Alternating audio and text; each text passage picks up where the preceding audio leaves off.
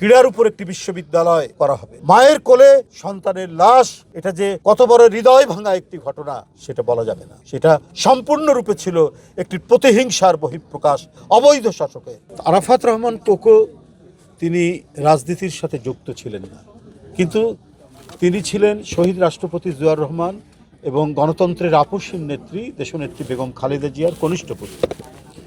এবং এই আরাফাত রহমান কোকো, মরহুম আরাফাত রহমান কোকো এমন এক পরিবেশে, এমন এক পরিস্থিতিতে তিনি পৃথিবী থেকে চলে গেলেন, এই যাওয়াটাও ফ্যাসিবাদের এক চূড়ান্ত বহিঃপ্রকাশের মুখেই তিনি আর নিজেকে ধাতস্থ করতে পারেননি, নিজেকে আর সামলাতে পারেননি। হৃদরোগের রোগী ছিলেন, অসুস্থতা ছিল, তিনি হৃদরোগ এর এই পরিস্থিতিতে হৃদযন্ত্রের ক্রিয়া বন্ধ হয়ে পৃথিবী থেকে চলে গেলেন। তার লাশ আনা হলো 25শে জানুয়ারি। বন্দিনী মা বালি এবং বালির ট্রাক, কাঠের ট্রাক দিয়ে তাকে অবরুদ্ধ করে রাখা হয়েছে এবং সেখানে গোলমরিচের স্প্রে করা হয়েছে তার চোখে ক্ষত ছিল, উনি চোখ অপারেশন করা হয়েছে। ঠিক ওই মুহূর্তে গোলমরিচের স্প্রে করে তাকে আরও বেশি অসুস্থ করে বন্দি করে রাখা হয়েছে। ঠিক ওই মুহূর্তে আপন সন্তানের লাশ তার কোলে তাকে নিতে হয়েছে। এই হৃদয় বিদারক ঘটনা, এই মর্মান্তিক ঘটনা, এই ট্র্যাজেডি, এই বিয়োগান্তক ঘটনার কথা আমার মনে হয় কোনো মহাকাব্যে লেখা আছে কিনা, কোনো ধরনের পৃথিবীর কোনো বিয়োগান্তক ঘটনার সাথে এটার মিল আছে বলে আমার মনে নাই। সমস্ত বিয়োগান্তক ঘটনা, ট্র্যাজেডিকে অতিক্রম করে গেছে এই মর্মান্তিক ঘটনা। মায়ের কোলে সন্তানের লাশ, এটা যে কত বড় হৃদয় ভাঙা একটি ঘটনা সেটা বলা যাবে না। সেটা সম্পূর্ণরূপে ছিল একটি প্রতিহিংসার বহিঃপ্রকাশ একজন শাসকের, অবৈধ শাসকের, ফ্যাসিবাদী শাসকের।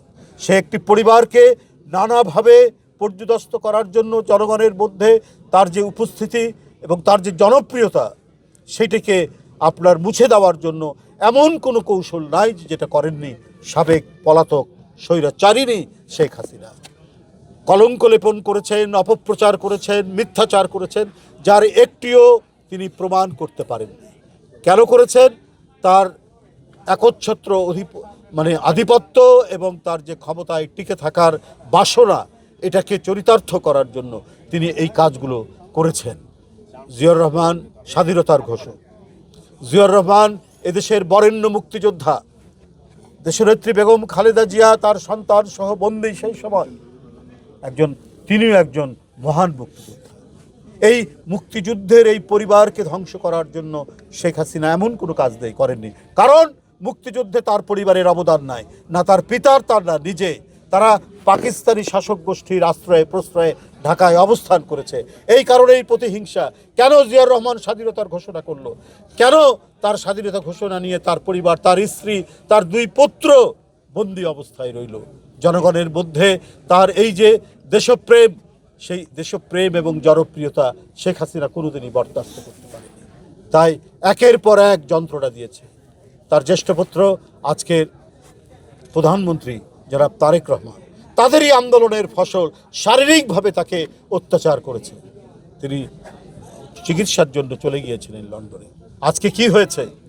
জনগণের ধাওয়া খেয়ে পালিয়ে যেতে হয়েছে শেখ হাসিনা। আজকে সেই তারেক রহমান, শহীদ জিয়া এবং দেশনেত্রী বেগম খালেদা জিয়া মরহুমা, তার জ্যেষ্ঠ পুত্র আজ প্রধানমন্ত্রী, অত্যন্ত জনপ্রিয় প্রধানমন্ত্রী।